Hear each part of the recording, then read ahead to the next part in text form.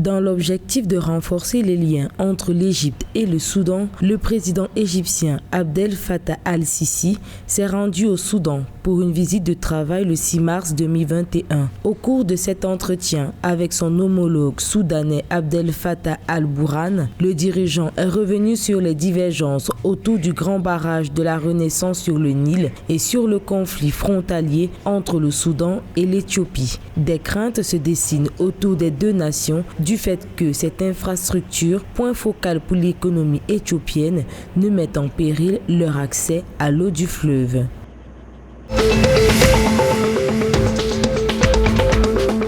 Le chef de l'État sud-soudanais Salva Kiir a accueilli le 8 mars 2021 son homologue érythréen et le premier ministre éthiopien pour une visite de travail. Cette visite leur a permis de revenir sur la paix et la sécurité dans la région éthiopienne du Tigré. Pour rappel, en 2019, le trio s'était réuni pour discuter de la détérioration des relations entre l'Éthiopie et le Soudan en raison d'un conflit frontalier prolongé.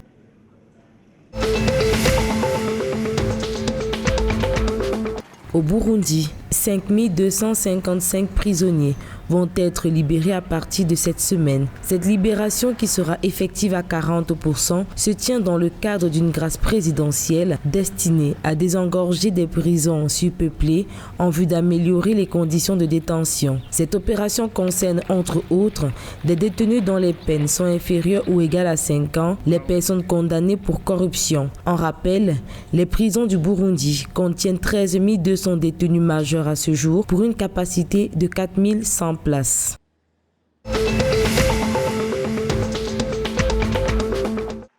En vue de mettre fin aux divergences, le gouvernement sud-soudanais a repris les pourparlers de paix avec une section de l'opposition sud-soudanaise.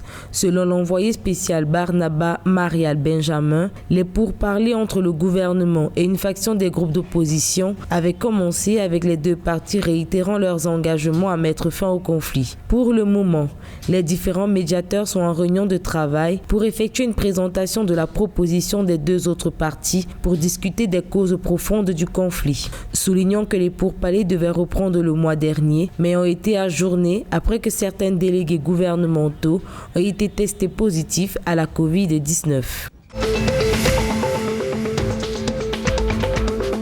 Dans une déclaration le 8 mars 2021, la mission d'assistance transitoire intégrée des Nations Unies au Soudan a déclaré qu'elle travaillera à mobiliser le soutien et les ressources internationales pour soutenir la période de transition au Soudan. Le gouvernement soudanais a établi un plan pour soutenir les questions de recensement, les élections et la deuxième phase du processus de paix. Rappelons que le 4 juin 2020, le Conseil de sécurité de l'ONU a adopté une résolution pour établir une mission politique à Khartoum pour soutenir la période de transition au Soudan.